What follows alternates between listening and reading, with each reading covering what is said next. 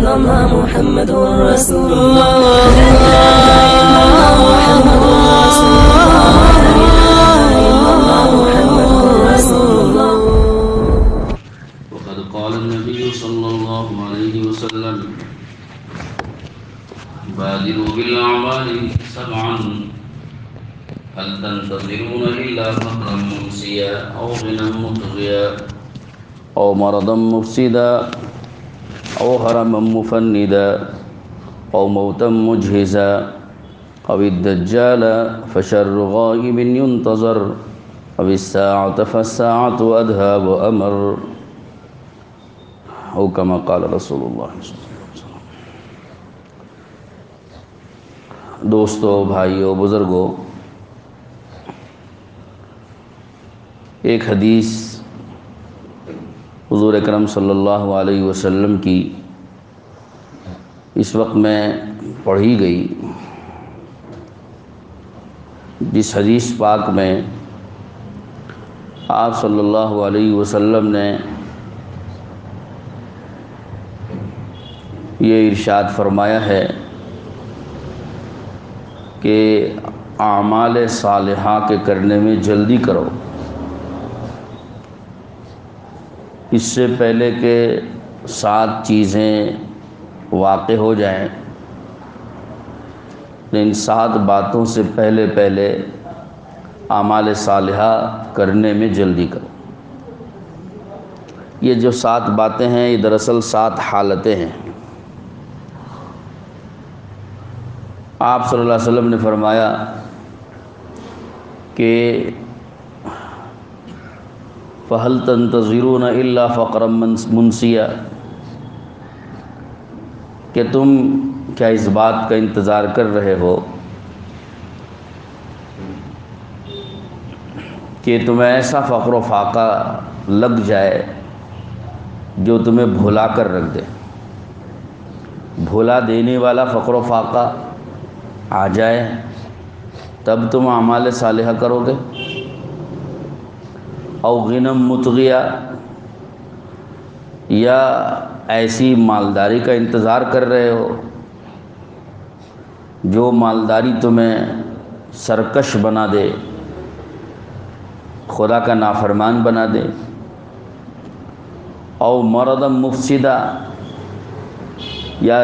تم انتظار کر رہے ہو کہ بیماری لگ جائے، بیمار ہو جانے کے بعد کرو گے. بیماری آدمی کو تو توڑ کر رکھ دیتی ہے، بیماری میں آدمی اتنا ناقابل ہو جاتا ہے کہ کوئی کام کر نہیں سکتا ہے. تو کیا تم اس کا انتظار کر رہے ہو کہ بیماری آ جائے تب تم بیدار ہوں گے اور تب اعمال صالحہ کی طرف رجوع کریں گے. او حرما مفندا، یا ایسا بڑھاپا آ جائے، یہ اس بڑھاپے میں آدمی کسی کام کے قابل نہیں رہتا، آدمی کو تباہ کر کے رکھ دیتا ہے بڑھاپا. تو کیا اس بڑھاپے کے آنے کا انتظار کر رہے ہو؟ او موت مجیزہ، یا تمہیں انتظار ہے کہ موت ہی آ جائے تبھی جا کے کچھ نیک اعمال کے کرنے کی طرف رجوع کریں گے. تو وہ تو موت تو تیار کھڑی ہے، سر پہ ہی سوار ہے. تو کیا موت آنے کے بعد بیدار ہوں گے؟ او الدجال، یا تم اس کا انتظار کر رہے ہو کہ صاحب دجال آ جائے تو حالات درست ہو جائیں گے. تو دجال کے وقت میں تو ایمان کا بچانا بھی مشکل ہو جاتا ہے، کیونکہ یہ سب سے بدترین چیز ہے جس کا انتظار ہو رہا ہے. کیونکہ اس وقت میں دجال کی آمد پر حالات تو بہت ہی برے ہو جاتے ہیں. اب الساعۃ فالساعۃ وادھا وامر، یا تمہیں انتظار ہے کہ قیامت ہی آ جائے تب بیدار ہوں گے. تو پھر فالساعۃ وادھا وامر، تو قیامت تو بہت بڑی مصیبت ہے اور بہت ہی ناگوار اور بہت ہی بدمزہ موقع ہے اور بہت ہی کڑوا وہ دن ہوتا ہے، پھر آدمی کیا کر سکے گا؟ تو غرض یہ 7 حالتیں حضور اکرم صلی اللہ علیہ وسلم نے بیان فرمائیں، اور آپ نے فرمایا کہ اعمال صالحہ کے کرنے میں جلدی کرو ان 7 حالتوں سے پہلے۔ اب 7 حالتوں سے پہلے جو حالتیں ہیں وہ کیا ہیں کہ جس میں اعمال صالحہ کرنے کی ترغیب دی جا رہی ہے؟ یہ آدمی کو خود سمجھنا ہے، اس لیے کہ ہر آدمی کی جو زندگی ہے وہ ایک حالت پر قائم نہیں رہتی، بلکہ ہر آدمی کی زندگی بدلتی رہتی ہے، حالتیں اس کی بدلتی رہتی ہیں، کبھی خوشی ہے تو کبھی غم ہے، کبھی صحت ہے تو مرض ہے، زندگی ہے تو پھر موت ہے۔ تو پھر آدمی کی حالتیں ایک نہیں ہیں، مالداری ہے تو غربت ہے، غربت ہے تو مالداری آئے گی، تو حالتیں بدلتی رہتی ہیں۔ تو آدمی کو اس کا انتظار کرنا کہ اب جو حالت ہے یہ تھوڑی سی بدل جائے، ٹھیک ہو جائے، تو اس کے بعد والی حالت میں میں اعمال کر لوں گا، اللہ کو راضی کر لوں گا، عبادتیں کر لوں گا اور توبہ کر لوں گا پچھلی نافرمانیوں سے اور گناہ چھوڑ دوں گا، اور پھر اب تو میں مسجد کا ہی ہو کے رہ جاؤں گا اور اللہ تعالیٰ کے ایک حکم کو بھی نہیں چھوڑوں گا، ایک نماز نہیں چھوڑوں گا، کہ اب جو حالت ہے یہ تھوڑا سا ٹھیک ہو جائے اور اگلی حالت میں بس سب کچھ کروں۔ تو آدمی اپنی موجودہ حالت میں کرنے کو تیار نہیں رہتا، وہ اس انتظار میں رہتا ہے کہ اگلی حالت میں کروں گا، موجودہ حالت میں نہیں ہو سک رہا ہے۔ موجودہ پوزیشن میں مجھ سے یہ نمازیں 5 وقت کی پڑھنا اور سنت لباس پہننا اور علم حاصل کرنا اور دین پر چلنا اور دین کی محنت کرنا اور اللہ کی مرضی کے مطابق اپنی زندگی گزارنا وغیرہ اب موجودہ پوزیشن میں اور موجودہ حالت میں نہیں ہو پا رہا ہے۔ یہ موجودہ حالت تھوڑی سی ٹھیک ہو جائے اور یہ ہٹ جائے، یہ ٹل جائے، تو نیکسٹ حالت میں، اگلی حالت میں تو میں یہ سب کچھ کروں گا۔ یہ ایک ذہنیت ہے ہر مسلمان کی، ہر مومن کی۔ اللہ کے رسول صلی اللہ علیہ وسلم اسی ذہنیت کو صاف کرنا چاہ رہے ہیں، ٹھیک کرنا چاہ رہے ہیں کہ پہلے تمہاری یہ ذہنیت کو ٹھیک کرو اور تمہارا یہ خیال پہلے درست کرو، اور تمہاری یہ امید کہ اگلی حالت میں کروں گا اور موجودہ حالت میں نہیں کر سک رہا ہوں، یہ جو خیال ہے تمہارا اور یہ جو سوچ ہے تمہارا، یہ غلط سوچ ہے اور یہ غلط خیال ہے۔ کیوں؟ اس لیے کہ جو حالت اب ہے اس سے بہتر حالت تمہاری آنے والی نہیں ہے۔ جو حالت اب ہے اس سے اگلی والی حالت کا تمہیں انتظار کرنا تو بے وقوفی ہے، کیونکہ موجودہ حالت میں کر لو تو کر لو گے، کیونکہ اگلی جو حالت ہے وہ اگلی حالت ایک تو اس کا یقین نہیں ہے، وجہ اس کی یہ کہ موت تیار کھڑی ہے، پتہ نہیں ہے کہ اسی حالت میں موت آئے گی کہ اگلی حالت میں موت آئے گی، تو تم گویا تمہارا انتظار کرنا ایسا ہے جیسے موت کا انتظار کرنا، کیونکہ موت آنے کے بعد میں کروں گا، کیونکہ اگلی حالت میں موت اگر مقدر ہو اور موجودہ حالت اگر جو ہے زائل نہ ہو، اگلی حالت آنے سے پہلے اگر موت آ جائے تو پھر تمہارا انتظار اگلی حالت کے آنے کا ایسا ہی ہے جیسے موت کا انتظار کر رہے ہیں کہ موت آنے کے بعد کروں گا۔ تو موت آنے کے بعد آدمی کون سا کر سکتا ہے، کیا کر سکتا ہے؟ تو اس لیے اس کا انتظار آدمی کو کرنا کہ موجودہ پوزیشن اور موجودہ حالت میں اعمال نہیں کر سک رہا ہوں، دین پر نہیں چل سک رہا ہوں اور نمازیں نہیں پڑھ سک رہا ہوں، اگلی حالت میں کروں گا، یہ انتظار اور یہ سوچ صحیح نہیں ہے، اس کو آدمی کو ٹھیک کرنا ہے۔ یہ آپ علیہ السلام کے فرمانے کا منشا ہے۔ اس کے لیے آپ نے 7 حالتیں بتائی، جیسے آپ نے مثال کے طور پہ یہ فرمائی ہے، فرمایا کہ فَهَلْ تَنْتَظِرُونَ إِلَّا فَقْرًا مُنْسِيًا، کیا تم انتظار کر رہے ہو کہ فقر و فاقہ آ جائے تب کریں گے؟ یعنی مطلب موجودہ جو حالت ہے یہ حالت بڑی اچھی ہے، کھانا پینا مل رہا ہے، کپڑے لتے مل رہے ہیں، کاروبار چل رہا ہے اور دھندا چل رہا ہے اور کچھ نہ کچھ اپنی پوزیشن ٹھیک ہے، تو یہ جو حالت ہے اس حالت میں کر لو۔ اگر نہیں کرو گے کیا پتہ کہ اگلی حالت میں تمہارے لیے فقر و فاقہ لکھا ہو اور پھر تنگی ہی تنگی لکھی ہو اور اگلی پوزیشن میں تمہاری جو ہے کمائی ہی نہ ہو، یہ ہو سکتا ہے نا۔ تو پھر اگر فقر و فاقہ آ گیا اور کمائیاں بند ہو گئیں، جیسے کہ مثال کے طور پر لاک ڈاؤن کا زمانہ آدمی پر گزرا، کس نے سوچا تھا کہ لاک ڈاؤن کی ایسی حالت ہوگی اور لاک ڈاؤن میں یہ حالتیں خراب ہوگی اور اس طرح دکانیں بند ہو جائیں گی اور کاروبار ٹھپ ہو جائیں گے اور عام و رفت سارا بند ہو جائے گا، پورا دنیا کا نظام ہی معطل ہو جائے گا؟ کس نے سوچا تھا؟ کسی کے تو سوچ میں بھی نہیں تھا۔ بس لاک ڈاؤن کسے کہتے ہیں، ایک مرتبہ صرف دکھایا گیا تھا نمونہ، اس سے پتہ چلا کہ صاحب یہ سارا بند ہو جائے گا، اس کا نام لاک ڈاؤن ہے۔ لیکن لاک ڈاؤن کی وجہ سے اتنی حالتیں خراب ہو جائیں گی اور اتنی معاشی حالت بگڑ جائے گی، یہ کس نے سوچا تھا؟ ساری حالتیں جو بگڑ جائیں گی، اس کو تو کسی نے تصور بھی نہیں کیا تھا، اور غیر متصور طریقے سے اللہ رب العزت نے ایسے حالات لا لیے۔ تو اللہ کے نبی صلی اللہ علیہ وسلم فرما رہے، کیا تم اس اب اعمال صالحہ نہ کر کے اگلی حالت میں اعمال صالحہ کے کرنے کا جو تم انتظار کر رہے ہو، تو گویا تمہارا انتظار ایسا ہے کہ جیسا فقر و فاقہ آ جائے گا تب کریں گے۔ تو اب جو پوزیشن ہے کہ کھانے پینے کی اور تمام ضروریات کا انتظام اور اس کی سہولتیں موجود ہیں، اس پوزیشن میں اعمال صالحہ نہیں کرنا چاہتے ہو، تو پھر کیا اس کا انتظار کر رہے ہو کہ فقر و فاقہ آ جائے گا تب کریں؟ اور فقر و فاقہ آ گیا تو پھر آدمی کو بھولا کے رکھ دیتا ہے۔ تنگی میں، معاشی تنگی میں اور مالی تنگی میں، کمائیوں کی تنگی کے زمانے میں آدمی اتنا اس کا دماغ معطل ہو جاتا ہے کہ دماغ کام ہی نہیں کرتا، کسی کام میں ذہن کام نہیں کرتا۔ کیا کچھ خریدنا چاہیں، پیسے نہیں، کیا کریں؟ کہیں جانا ہے، پیسے نہیں، کیا کریں؟ کپڑے لینا ہے، پیسے نہیں ہیں، کیا کریں؟ نہ کپڑے لینے کو سوچے گا، نہ کہیں جانے کو سوچے گا، نہ کھانے پینے کی چیزیں لانے کو سوچے گا، کسی چیز میں دماغ چلے گا ہی نہیں۔ بھائی کچھ چلنا ہے تو ہاتھ میں پیسہ تو کچھ ہونا چاہیے، ہے نا؟ تو جیسا کہ ایک شاعر نے کہا ہے، پیسہ پیشے نیست عشق ٹینٹی۔ آدمی کے پاس پیسہ کچھ نہیں رہتا، ساری چاہتیں آدمی کی ٹینٹی ہو جاتی ہیں، یعنی سب کے سب ٹھپ پڑ جاتی ہیں، کچھ نہیں کر سکتا ہے پیسہ نہ ہو تو پیسہ ہی آدمی کو ہر کام کے، کسی بھی کام کے سوچنے کی طرف جس کا دماغ جو ہے چلنے دیتا ہے، اور جب پیسہ ہی کچھ نہیں ہے تو دماغ چلتا ہی نہیں، ورنہ خالی دماغ گھومتا رہتا ہے کہ یہ کروں اور وہ کروں، اور یہ خیالی پلو پکاتا رہے گا، اور خیالی پلو پکاتے پکاتے تو قیامت آ جائے گی، موت ہی آ جائے۔ تو لہذا فقر و فاقہ اور تنگی میں تو آدمی بالکل دماغ اس کا معاف ہو جاتا ہے اور کسی کام میں ذہن چلتا ہی نہیں ہے، تو اس وقت اعمال صالحہ کے کرنے کی طرف آدمی دوڑے گا تو اس وقت کا چلنا کوئی فائدہ نہیں دے گا۔ اس وقت میں آدمی اعمال صالحہ کی طرف بھی ذہن اس کا نہیں چلتا، نماز کی طرف بھی ذہن نہیں چلتا ہے، کسی میں دماغ کام ہی نہیں کرے گا۔ تو اس لیے اللہ کے نبی نے فرمایا،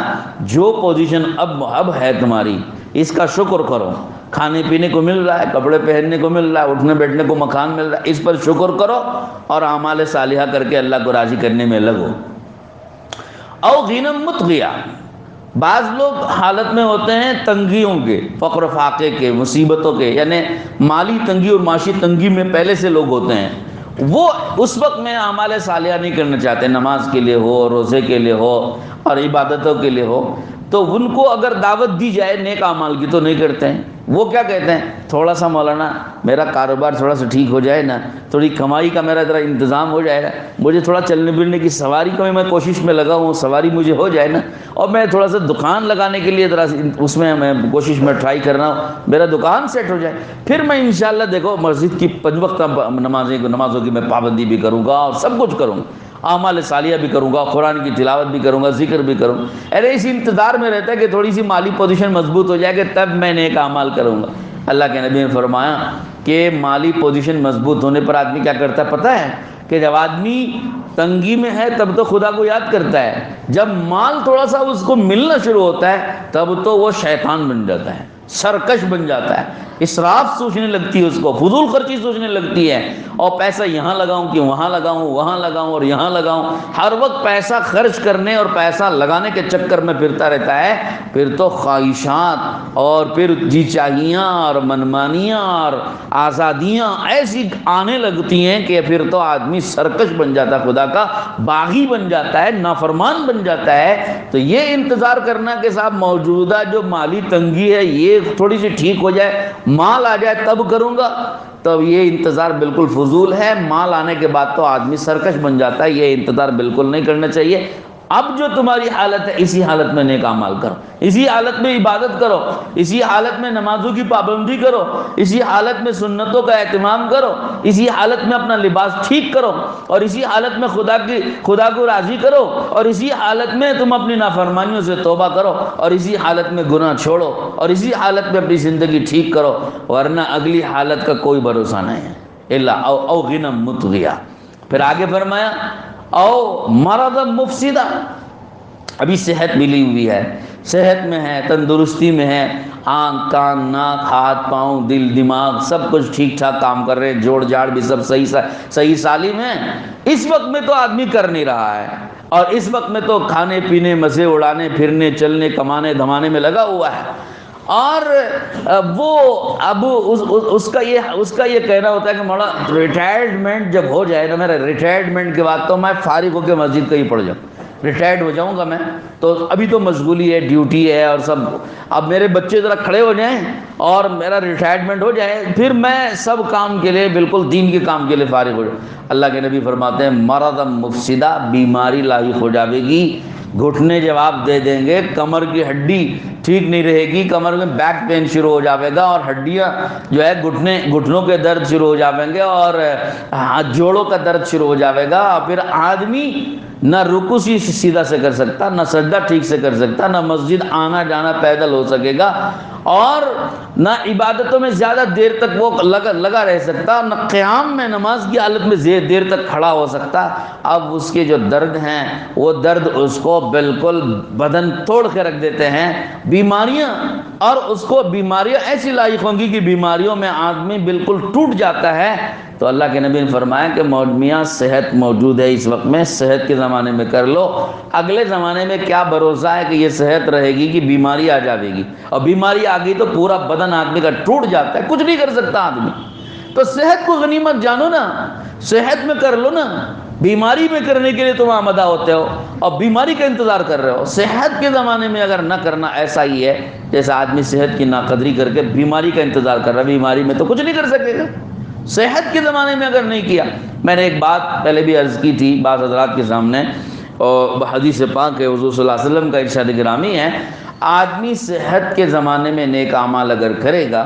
صحت کے زمانے میں عبادتیں خوب سے خوب جمع کرنے لگے گا، جیسے جوانی ہے، تندرستی ہے، طاقت ہے، قوت ہے، اس زمانے میں تہجد بھی پڑھ رہا ہے، 5 نمازیں بھی پڑھ رہا ہے، نوافل بھی پڑھ رہا ہے، سنتیں بھی پڑھ رہا ہے، اور کئی نمازیں، ہر نماز کے بعد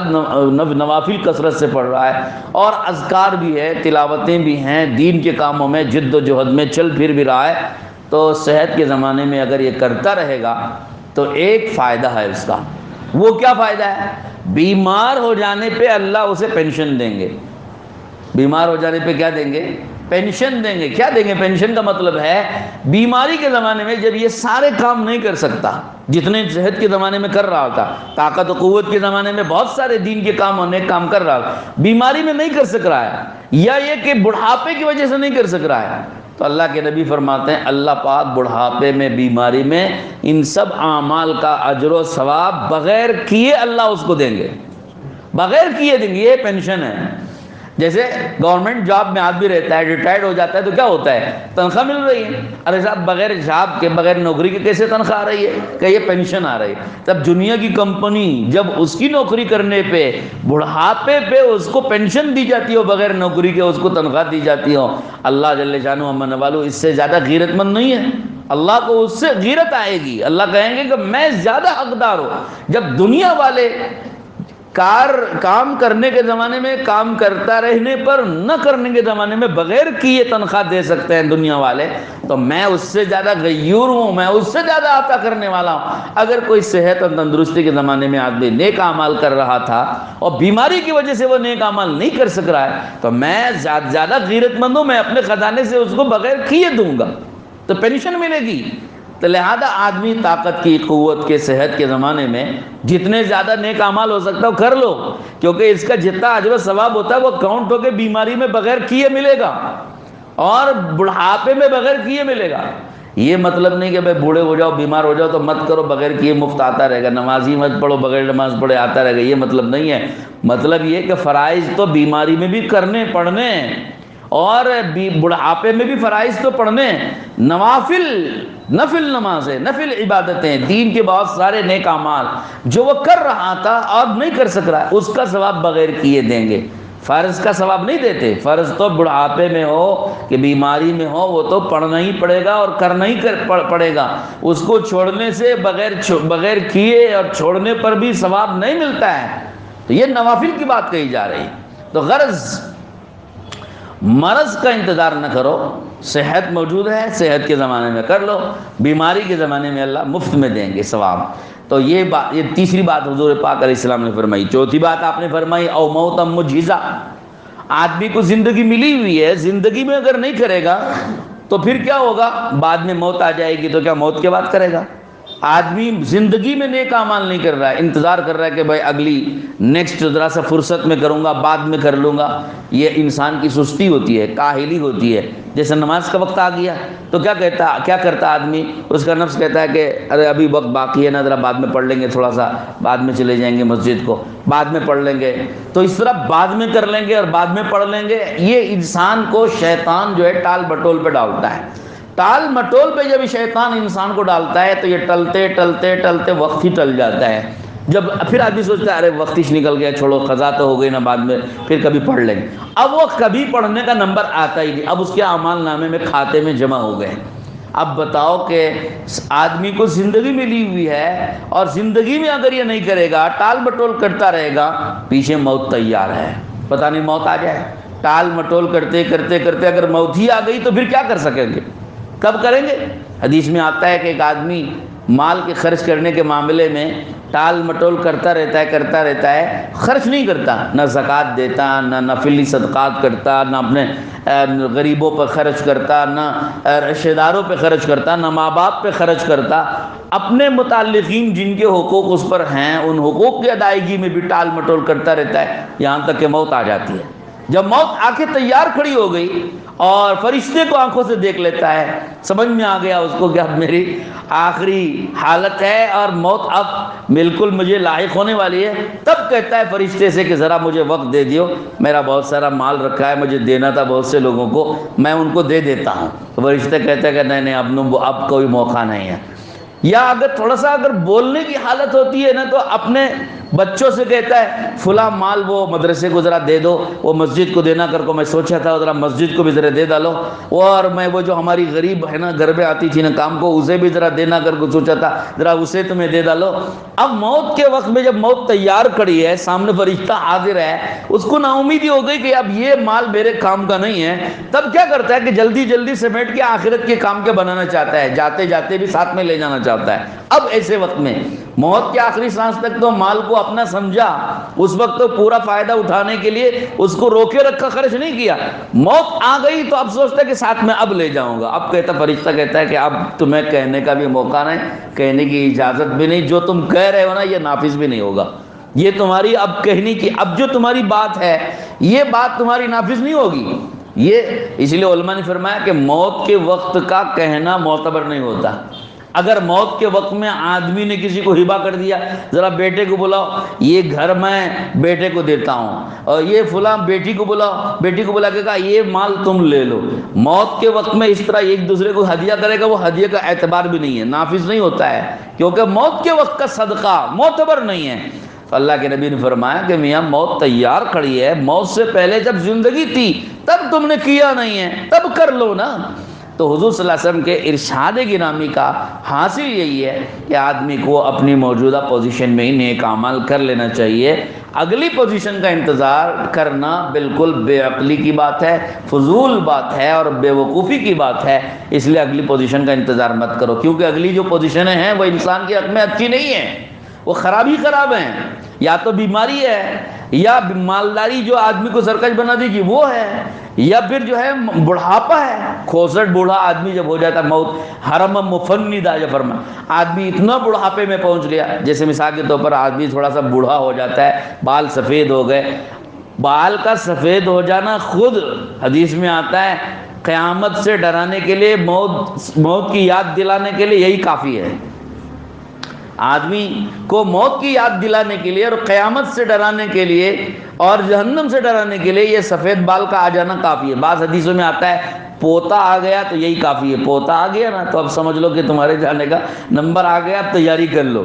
تو یہ ڈرانے کی چیزیں تو اللہ نے پہلے ہی سے ہم کو دے دی، بڑھاپا بھی ڈرانے والا ہے، اب بڑھاپے میں تو نہیں کیا، کھوسٹ بوڑھا جب ہو جائے گا، کھوسٹ بوڑھا کا مطلب ہے انتہائی آخری درجے کا بوڑھا، جس وقت میں آدمی کو ہاتھ سے پکڑ کے اٹھانا بٹھانا پڑتا ہے، اس زمانے کا انتظار کرتا ہے آدمی کے ساتھ، اب میں نہیں کر سکوں گا، تو بعد میں کھوسٹ بوڑھا ہونے پہ کرو گا، تب تو تم خود نہ بول سکتے، نہ لکھ سکتے، نہ کچھ دے سکتے، نہ لے سکتے، یہ حالتیں ہو جائیں گی۔ غرض یہ 4 تو میں نے بتائیں،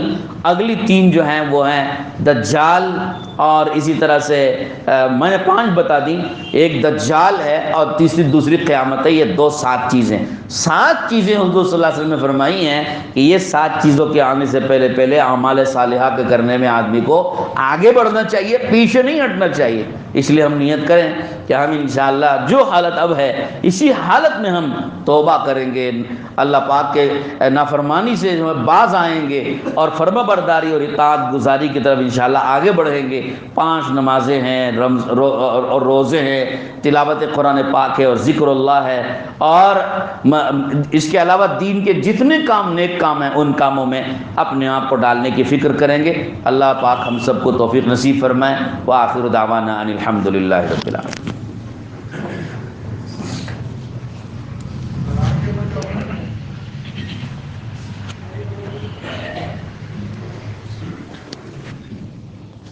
إلا الله لا إله إلا الله لا إله إلا الله